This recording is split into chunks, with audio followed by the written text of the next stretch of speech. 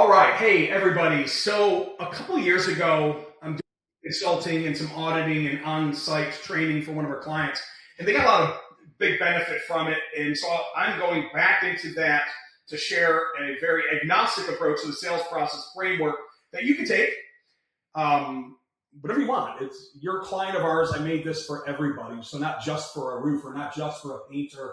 I went back into this document to work on being more agnostic.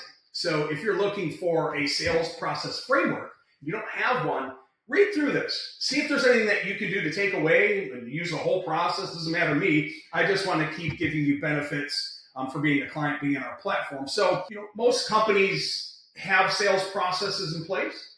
They have a lead process, a follow-up process, a 10-step, 12-step, 7-step sales process. They know how to overcome objections, post-sale follow-up, using as I did a training last week on the show, Tell and Sell framework, and then customer intake surveys pre-visit, and then customer follow-up surveys post-visit, and then the sales manager accountability and KPIs. That's what this entire document's about. So please read through it, take what you need to take out of it, build steps that maybe you don't have in your systems now, because I don't think there's anything in this document that I created that will hurt your business.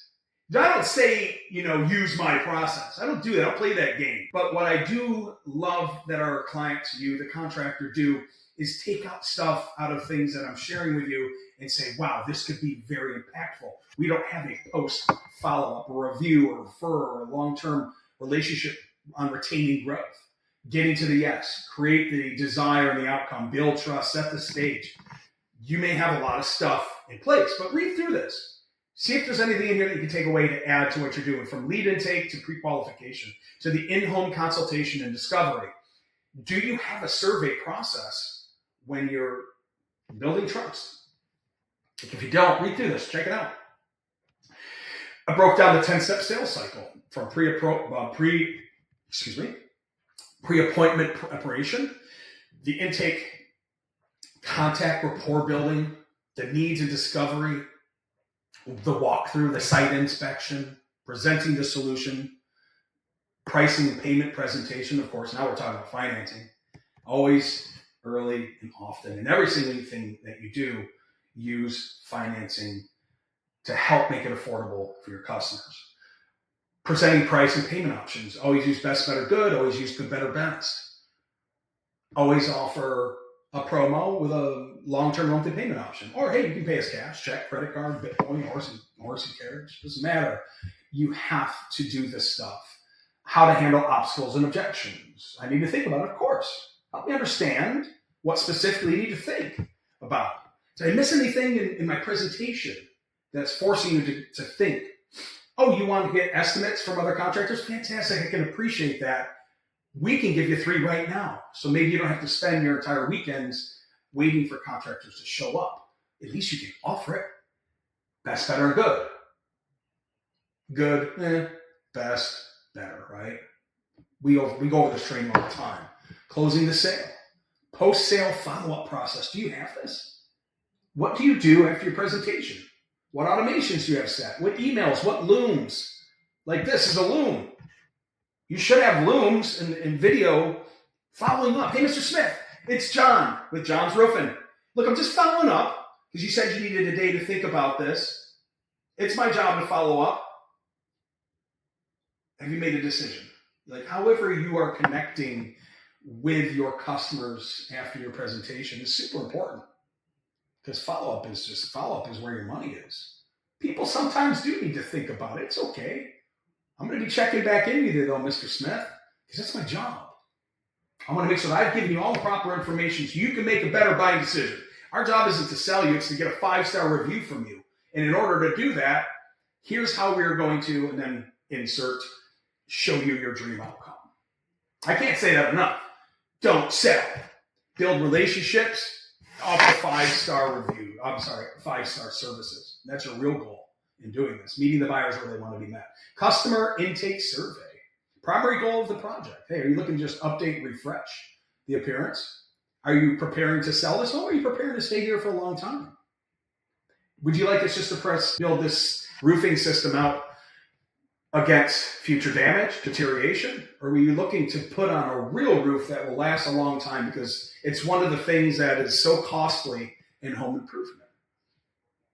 Do you have a design or product preference? You've got to dig. You've got to ask the proper questions so you can help them. So if you're not asking or doing some type of an intake survey pre-visit or at the visit in your sales process, you should have something that's in place.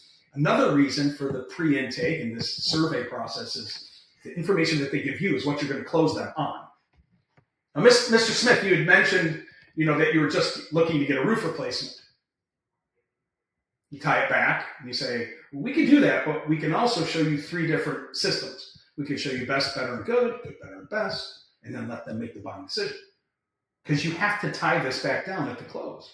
All right, based on the information that you gave me right in the beginning of this meeting, and while we did the inspection, you had mentioned X, Y, and Z, that you're looking to move to Arizona.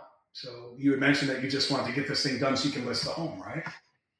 That gives them the option. And you're tying it back into the story that they told you.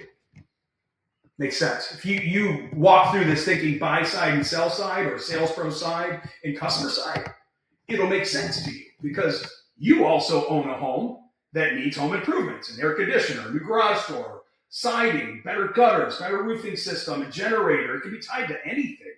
Put yourself and your psychology on, if I needed this at my house, how would I like a sales pro to present it to me? And if you put yourself in your customer's shoes, you'll sell better. You'll do better because you will sell the way that you would buy. I hope that makes sense. Kind of confusing as I listen to myself say it to you. But it makes sense. Always put yourself in your customer's shoes. What would you do? Would you buy good, better, or best, or best, better, and good? Would you just need financing with no prepayment because you're going to get a big tax thing back from the government if they still do that? Your customer follow-up survey post-visit.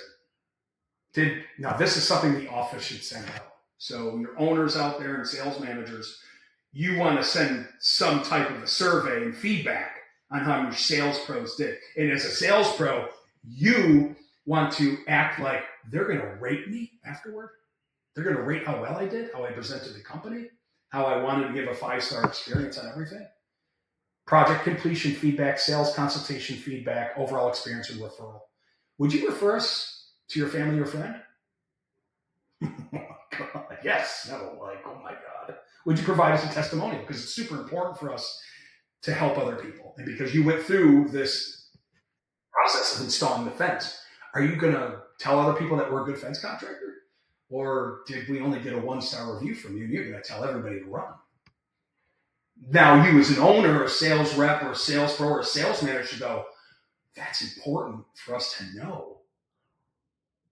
That data is super important because on the things that you get on the survey back, you can improve upon. But if you don't ask, you'll never know, and you can't improve upon what you don't know you're doing wrong. It's painful. That is a real psychological oomph to go through, but it's important to know what you're doing really well at and what you could do better at to improve your company. Sales manager accountability, KPIs, data. So anyway, I'll be here to help you on anything that you have questions on. I did my best at condensing this.